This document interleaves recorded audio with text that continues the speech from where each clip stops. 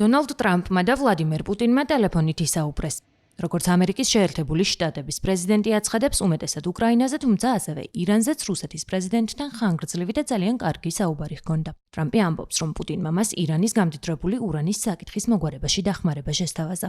უთხარი, რომ მირჩევნია უკრაინის ომის დასრულებაში ჩაერთოს, გამოუცხადა ამერიკის შეერთებული შტატების პრეზიდენტმა მედიას ოვალურ ოფისში.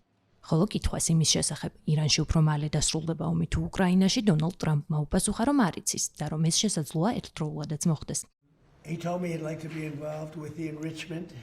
მან მითხრა, რომ ურანის გამდიდრების საკითხზე პროცესში ჩართვა სურს, თუ კი მის მიღებაში დახმარება შეუძლია. მე ვუთხარი, რომ ბევრად მირჩევნია უკრაინის ომის დასრულებაში იყოს ჩართული. ჩემთვის ეს უფრო მნიშვნელოვანია, რადგან ამას მაინც მივახცევთ. ნახეთ, ჩვენ არ დავუშვებთ, რომ ირანს ბირთვული იარაღი ჰქონდეს. მათი საზღვაო და საჰაერო ძალები გავანადგურეთ. გავანადგურეთ მათი საჰაერო თავდაცვის სისტემა. გავანადგურეთ ყველაფერი, რაც ჰქონდათ. მათი რადარები. ძალიან ცოტა რამ დარჩათ. აქვთ გარკვეული რაოდენობის რაკეტები. მცირე პროცენტი. ასევე დარჩენილი აქვთ რაკეტების წარმოების ობიექტების მცირე ნაწილი, დაახლოებით 80% გავანადგურეთ. დანარჩენის განადგურება ძალიან სწრაფად შეიძლება, თუ შეთანხმებას ვერ მივახცევთ. მათ ბირთვული იარაღი არ ექნებათ, ეს იციან. ეს ფაქტობრივად ყველამ იცის. ცოტათი ამ თემაზეც ვისაუბრეთ. არც მას სურს, რომ ირანს ბირთვული იარაღი ჰქონდეს. პუტინთან ხანგრძლივი საუბარი მქონდა. მე მცირე ცეცხლის შეწყვეტა შევთავაზე და ვფიქრობ, შეიძლება ამას დასთანხმდეს. შესაძლოა ამასთან დაკავშირებით რამე გამოაცხადოს.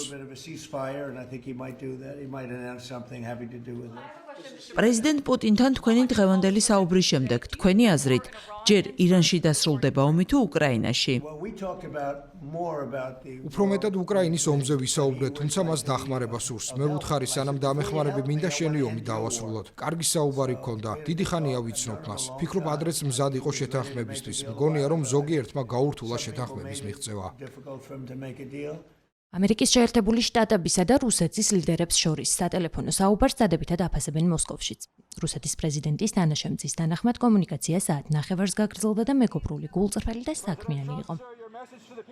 იური უშაკოვი ამბობს, რომ უკრაინის ხელისუფლების ქმედებებს ორივე ლიდერი არსებითად ერთნაირად აფასებს. რუსეთი მტკიცედ არის განწყობილი, მაქსიმალურად შეუწყოს ხელი დიპლომატიურ ძალისხმევას, რომელიც მიზნად კრიზისის მშვიდობიან მოგვარებას ისახავს.